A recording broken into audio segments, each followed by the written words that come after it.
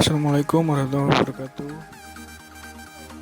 Perkenalkan, nama saya Nuril Ihza Livianto dengan NIM 2212181036 dari kelas S1 Teknik Elektro B Reguler Sore dengan dosen Bapak Reza Hidayat. Di sini saya akan menjelaskan tentang mata kuliah Sistem Telekomunikasi dengan materi Broadband Networks. Broadband merupakan akses data untuk multimedia yang cukup besar. Kecepatan download dan upload yang besar ini dapat dinikmati bersama dengan kecepatan yang dibagi-bagi secara bersama melalui akses Wi-Fi. Akses data multimedia yang diberikan berupa layanan gambar, audio, dan video. Video tersebut termaksud dalam video streaming, video downloading, dan video call. Pengguna bisa mengakses semuanya dengan didukung oleh perangkat yang mumpuni. Akibatnya tidak terjadi kendala dalam mengakses layanan tersebut. Dengan kecepatan transfer data ke perangkat mobile phone, Anda bisa mencapai 8 Mbps dan kecepatan minimum 128 kbps sesuai dengan kemampuan smartphone. Broadband merupakan koneksi kecepatan tinggi yang bisa akses internet secara cepat dan selalu terkoneksi atau always on. Kalau dirunut ke belakang, secara broadband bergerak mulai dari ditemukannya kabel serat optik pada tahun 1950, di mana sebelumnya kebutuhan komunikasi data belum dibutuhkan dalam kecepatan tinggi. Baru pada 1990-an muncul kebutuhan yang cukup besar terhadap transfer data kecepatan tinggi dan era broadband mulai. Jenis-jenis koneksi internet broadband. Broadband network memiliki beberapa koneksi jaringan antara lain. Yang pertama ada ADSL atau Asymmetric Digital Subscriber LAN. Yang kedua ada SDSL yaitu Symmetric Digital Subscriber LAN. Dan yang ketiga ada Wireless Broadband Internet Connection. Keempat, kabel broadband internet connection. Kelima, satelit broadband internet connection. Dan yang terakhir, yang keenam adalah fiber optic broadband internet connection.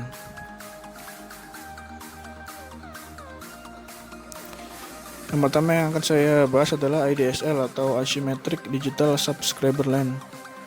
ADSL adalah yang paling umum digunakan koneksi internet broadband. Secara luas digunakan untuk perumahan dan komersial. ADSL adalah garis digital yang dapat digunakan untuk mengakses internet tanpa mengganggu saluran telepon Anda. Dan untuk konfigurasi jaringannya ada dari NID atau Network Interface Device, kemudian turun ke telepon company, lari ke voice wire, RJ11 kabel, DSL modem konektor, dan ADSL kabel. ADSL bekerja pada kecepatan 512 kbps atau lebih tinggi. ADSL memungkinkan kecepatan tinggi koneksi internet tanpa saluran telepon Anda tetap sibuk. Kecepatan proses download lebih besar daripada kecepatan upload. Dalam kasus sambung ADSL, hal ini disebut asimetris karena perbedaan ini dalam kecepatan download dan upload.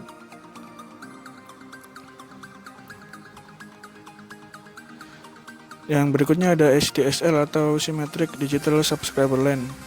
SDSL sama dengan ADSL, hanya berbeda dalam satu aspek, yaitu kecepatan upload. Para koneksi internet broadband SDSL dijadikan oleh identik kecepatan upload dan download.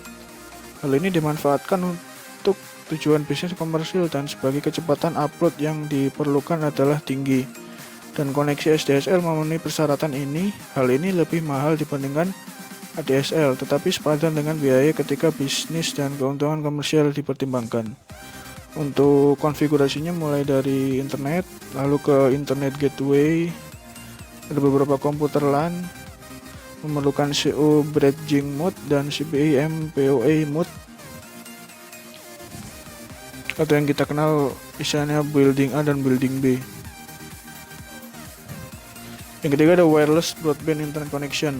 Koneksi internet nirkabel adalah koneksi yang kita butuhkan sekarang ini. Laptop, palm top, dan ponsel Semua memiliki koneksi internet nirkabel. Kecepatan proses download yang disediakan oleh jenis teknologi akses internet broadband berkisar 128 kbps sampai 2 mbps.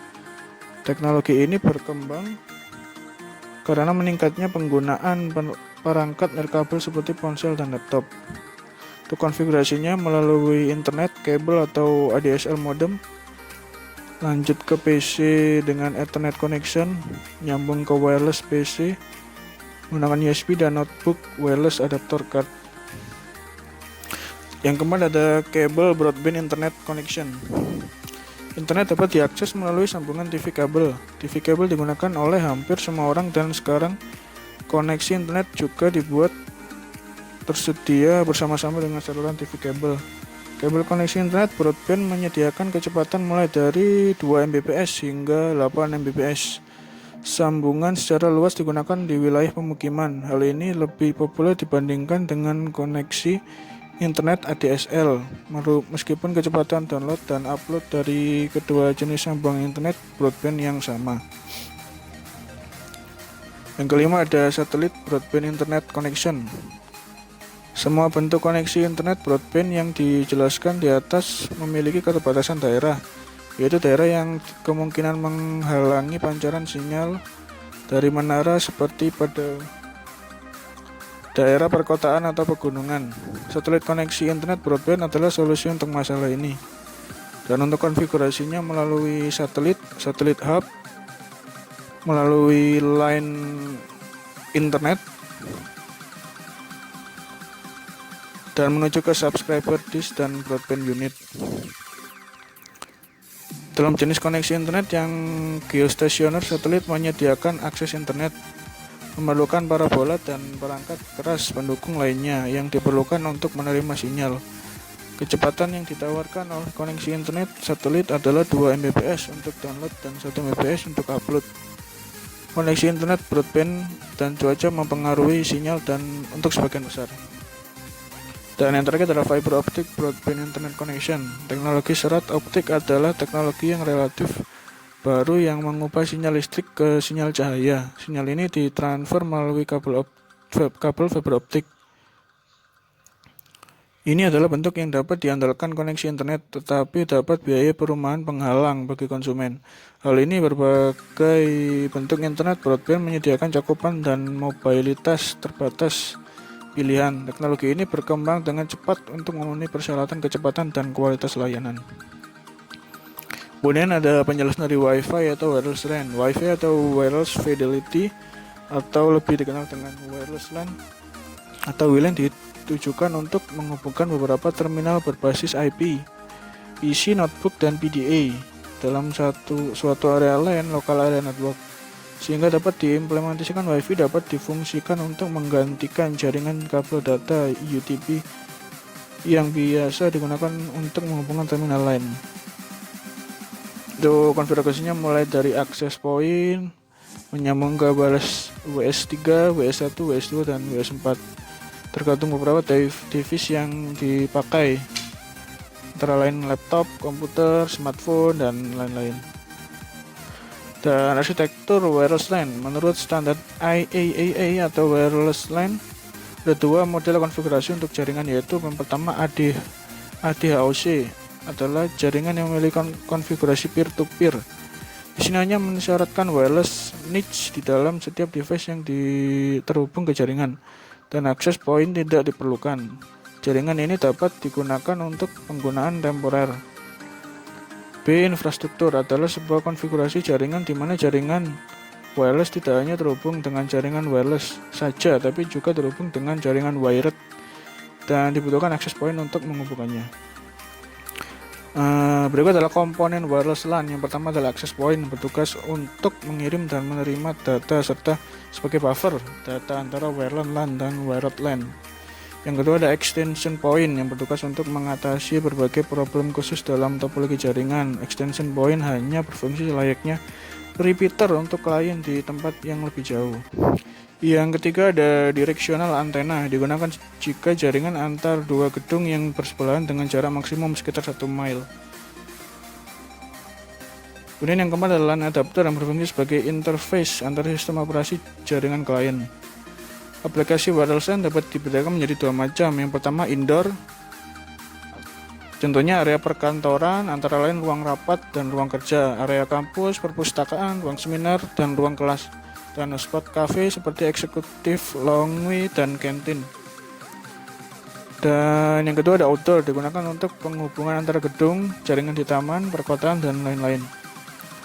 Ada penjelasan dari WiMAX, Worldwide Interoperability for Microwave Access atau WiMAX adalah teknologi nirkabel yang memiliki berbagai aplikasi dalam cakupan MAN, Metropolitan Area Network. WiMAX merupakan label dunia yang dapat beroperasi melalui produk-produk berbasiskan standar IAAA 802.16 dengan menggunakan dual model, yaitu tetap, fixed atau nomadic, dan yang kedua ada mobile.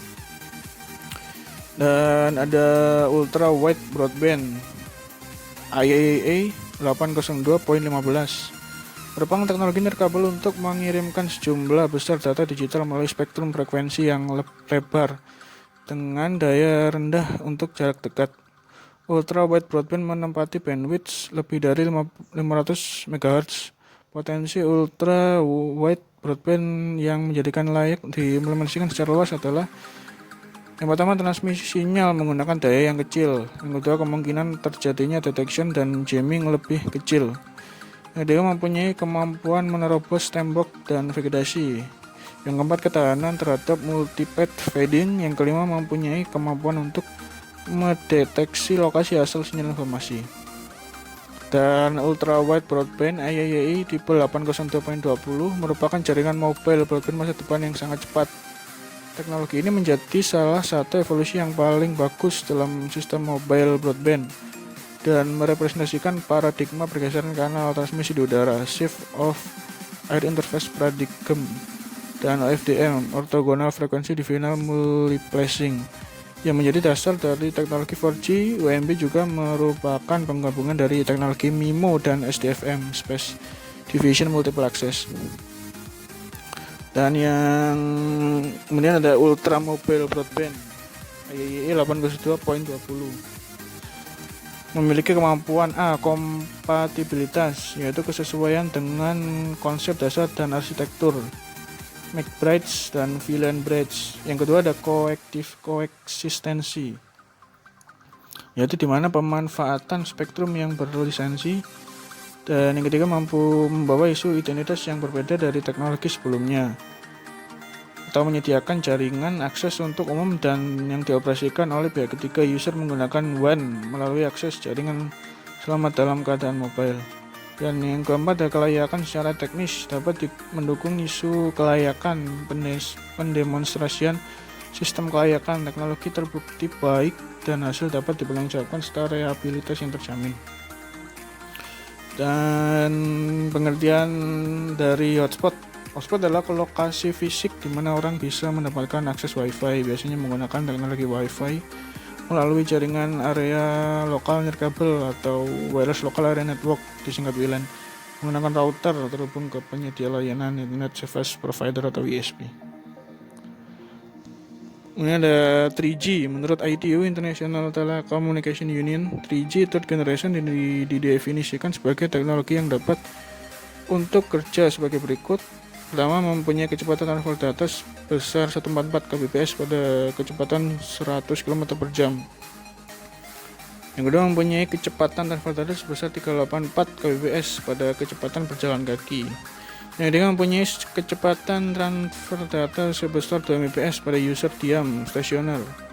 Dari hal ini di atas terhitung ada 5 teknologi untuk 3G, yaitu WCDMA, CDMA 2000, TD Strip, CGDMA, UWG Strip 136, DECT+. Kemudian ada LTE atau 4G. LTE atau Long Term Evolution adalah teknologi wireless broadband masa depan yang diharapkan mampu membuat operator dapat menawarkan wireless broadband service dengan harga yang terjangkau sambil meningkatkan kemampuan dan kualitas sistem melalui jaringan 3G yang sudah ada. Sebagai teknologi 4G, penggabungan LTE dengan OFDM dan MIMO akan menghasilkan efisiensi spektrum menjadi 5 kali lebih besar daripada jaringan 3G. pengurangan biaya transfer per bitnya, dan memberikan nilai ekonomis lebih bagus bagi operator dan pengguna. Kemudian ada HFC atau Hybrid Fiber Koaksial, adalah teknologi telekomunikasi di mana serat optik dan kabel koaksial digunakan di berbagai jaringan untuk membawa konten broadband seperti video, data, dan suara.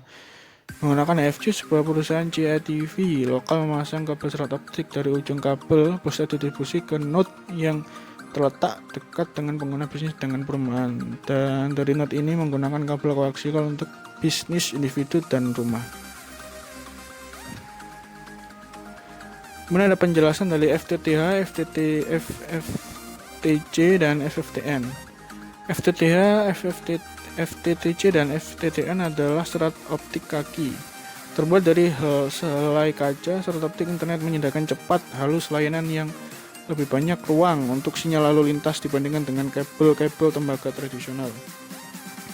FTTH fiber ke rumah, FTTC adalah fiber ke pinggir jalan, dan FTTN adalah fiber ke node. Mengacu pada jaringan kabel dan konfigurasi sinyal perjalanan, semakin dekat serat optik kaki mencapai tujuan akhir koneksi yang lebih baik.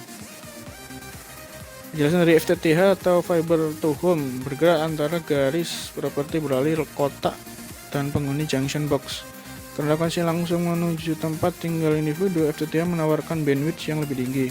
Sangat mahal untuk menginstal di beberapa daerah. Beberapa operator menginstal fiber optik untuk lag ini sebagai fitur menjual dan perkembangan baru. Tapi rumah FTTH memiliki kelemahan jika pembawa perlu menginstal garis daya yang terpisah. Sinyal listrik dan internet tidak bergerak bersama dalam serat optik. Ini ada FTTC atau fiber ke pinggir jalan, tidak merusak ke trotoar beton. Ini tiang atau lemari yang memiliki perangkat komunikasi terpasang. Kabel koaksial untuk memutar pasang kemudian mengirimkan sinyal dari pinggir jalan ke rumah. Namun bandwidth hilang selama pengiriman ini. FTTC dapat melayani beberapa pelanggan dalam 1000 kaki.